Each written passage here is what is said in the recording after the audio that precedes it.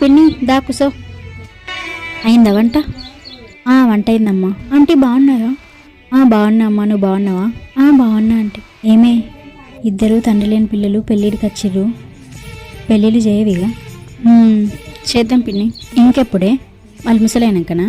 అలాకన్నా చిన్న చిన్న పోరగాన్లు పెళ్ళిళ్ళు చేసుకొని ఇద్దరిద్దరిని అంటున్నారు. వీళ్ళకి కూడా పెళ్ళిళ్ళు చేసింటే ఇద్దరేం కర్మ, 5గురిని కూడా అంటుండే. మరి నలుగురు ఏమనుకుంటారే?